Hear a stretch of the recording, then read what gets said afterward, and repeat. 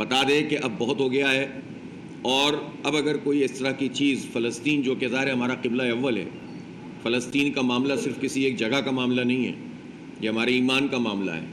پوری امت، کیا ہر باضمیر انسان فلسطینیوں کے ساتھ کھڑا ہوا ہے. تو پھر یہ اتحاد اب آنکھیں دکھائے بھی اور کچھ کرنے کے لیے اعلان بھی کرے کہ اگر مزید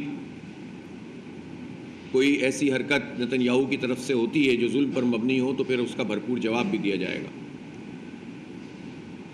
اس وقت ملک کی جو صورتحال ہے اس میں ہم نے یہ بات بالکل واضح ہو گئی ہے، اور اب چونکہ حکمران اتحاد کی طرف سے بھی، جو پی ڈی ایم ہے اصل میں، اس کی طرف سے بھی یہ بات سامنے آ گئی ہے کہ یہ نظام چل تو نہیں پا رہا، اور اس کے نتیجے میں نہ لوگوں کو امن مل رہا ہے، نہ روزگار مل رہا ہے، نہ صحت کی سہولتیں مل رہی ہیں، نہ تعلیم مل رہی ہے.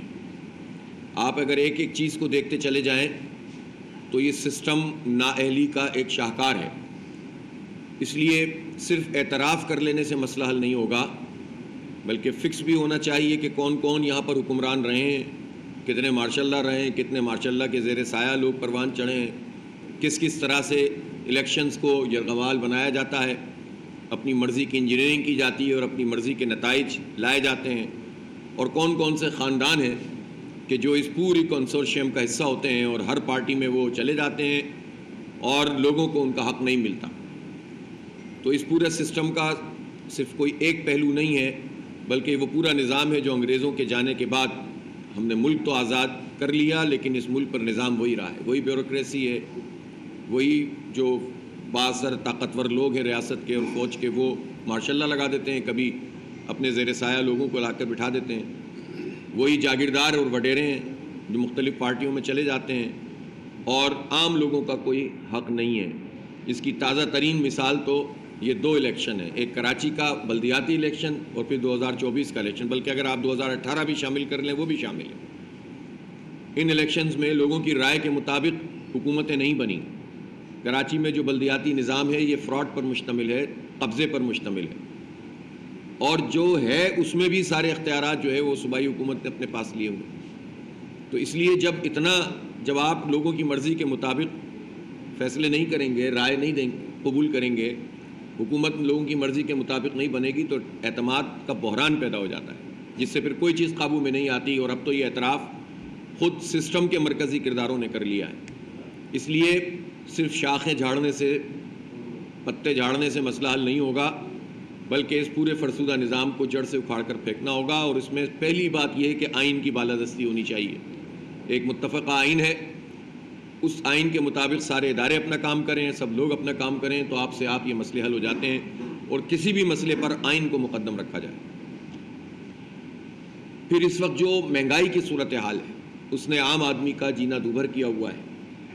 یہ بات تو ہمیشہ سے رہتی ہے کہ ایک خاص قسم کا طبقہ ہے جو مراد لیتا ہے، اور باقی سارے لوگ سفر کرتے ہیں، پریشانی کا شکار ہوتے ہیں. گھر کا سودا لینے کے لیے جب لوگ جاتے ہیں، تو خاتون جاتی ہے، کوئی مرد جاتا ہے، تو ہر مرتبہ اس کا بل بڑھا ہوا ہوتا ہے، ہر چیز کی قیمت میں آگ لگی ہوئی ہے. اور اس آگ لگنے میں جو بنیادی چیز ہوتی ہے وہ پیٹرولیم کی مصنوعات ہوتی ہیں، جو ڈیزل ہے اور پیٹرول ہے، اور بجلی اور کا بل ہے اور گیس کے بل ہیں. یہ جو توانائی ہے یہ اگر مہنگی ہو جاتی ہے تو ہر چیز مہنگی ہو جاتی ہے.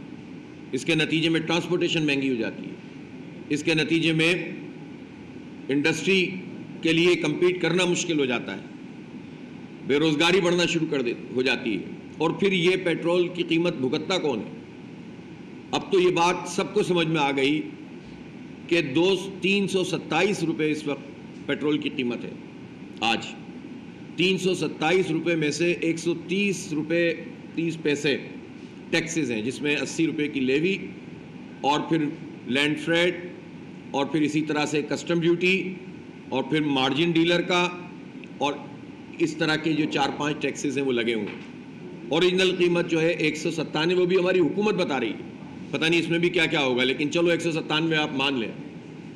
تو وہ جو لوگ سوال کرتے ہیں کہ کیسے قیمت کم ہو جائے گی، تو ان سے ہماری گزارش یہ ہے کہ وہ ذرا پڑھ لیا کریں، وہ ذرا جو ہے وہ چیزوں کو دیکھ لیا کریں. جہالت پر مبنی بیانات دینے سے تو مسئلہ حل نہیں ہوتا. یہ 80 روپے کی لیوی کا پیٹرولیم کی قیمت سے کیا تعلق ہے؟ پیٹرولیم کی جو لیوی ہے یہ تو ایک الگ سے ٹیکس ہے جس کا پیٹرولیم ٹیکسز سے بھی کوئی تعلق نہیں ہے، اور یہ اس لیے لگائی گئی تھی، بتایا گیا تھا کہ پیٹرولیم ڈیولپمنٹ لیوی ہے، اس سے ہم ریفائنری کو بہتر بنا دیں گے اور اس سے نتیجے میں جو ہے ہماری کیپیسٹی بڑھ جائے گی، ہماری اسٹوریج کی کیپیسٹی بڑھ جائے گی۔ جب ریفائنریز ٹھیک ہو جائیں گی تو ہمیں ریفائنڈ آئل نہیں خریدنا پڑے گا، ہم زیادہ کروڈ آئل خریدیں گے اور خود ریفائن کریں گے تو ہمارے پیسے بچیں گے، بلینز آف ڈالرز بچیں گے ہر سال۔ اور اگر یہ کام کر لیا جاتا تو جتنی لیوی وصول کی ہے، 8,000 ارب روپے سے زیادہ لیوی پاکستان کے لوگوں نے دیے، اس میں سے اگر 1,500 سے 2,000 ارب روپے بھی خرچ ہو جاتے تو آج پاکستان کو امپورٹ بل میں ہی کئی بلین ڈالر کا فائدہ ہو جاتا۔ لیکن جس مقصد کے لیے ہماری جیب پر ڈاکہ پڑا ہے اس میں سے 1 ارب روپیہ بھی خرچ نہیں کیا گیا۔ اس کا کون ذمہ دار ہے؟ جتنے عرصے سے لیوی لی جائے ہر حکومت اس کی ذمہ دار ہے، اور اس حکومت نے تو حد کر دی ہے۔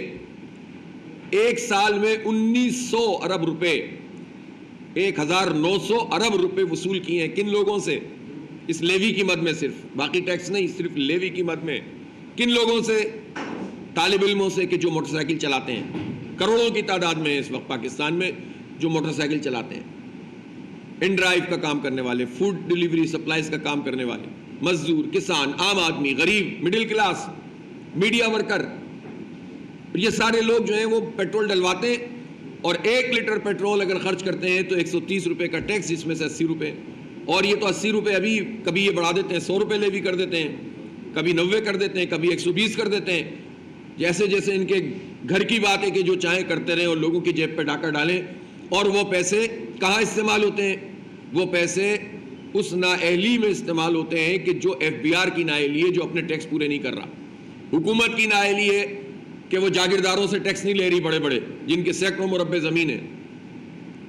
وہ نااہلی جو ان کی ہے، جو حکومت والوں کی اور اس کے پورے نظام کی نااہلی ہے، اس نظام کی نااہلی اور کرپشن کا بوجھ پاکستان کا طالب علم، پاکستان کا غریب، پاکستان کا مڈل کلاس آدمی برداشت کر رہا ہے، صرف ایک پیٹرولیم لیوی کی مد میں۔ باقی آپ بجلی کے بل میں جو ٹیکس لگے ہوئے ہوتے ہیں، فردر ٹیکس، اور کون کون سے ٹیکس ہوتے ہیں؟ Fuel adjustment charges, quarterly charges, other tax, فلاں ٹیکس، فلاں tax, sales tax, withholding tax, سارے ٹیکس ڈالتے چلے جاؤ اور لوگوں کو جو ہے لوٹتے چلے جاؤ، خود کچھ نہیں کرو۔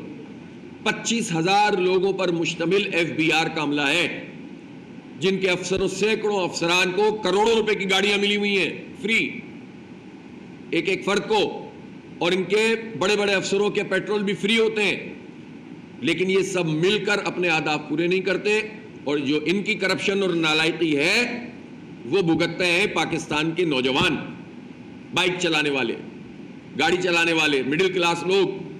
1,900 ارب روپے انہوں نے، اور خوشیاں منا رہے تھے ہمارے وزیر صاحب کہ ہم نے اتنے پیسے اس میں سے جمع کیے، ہم کیسے ختم کر دیں؟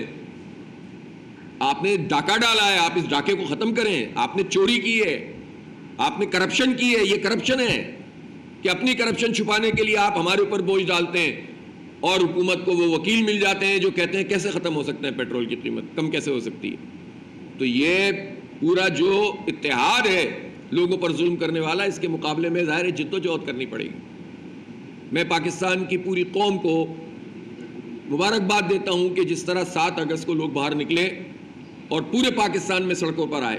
بہت پریشانی ہے حکومت کے لوگوں کو، اور بدقسمتی سے پاکستان میں ایسے لوگ میسر آ جاتے ہیں حکومت کو جو انہی کی زبان بولنا شروع کرتے ہیں۔ جب بھی عوام کی جدوجہد کی جائے گی، جب بھی عوام کی ترجمانی کی جائے گی، جب بھی ذات سے بالا تر ہو کر اور پارٹی سے بالا تر ہو کر جینوین ایشوز پر سیاست کی جائے گی، تکلیف شروع ہو جاتی ہے لوگوں کو۔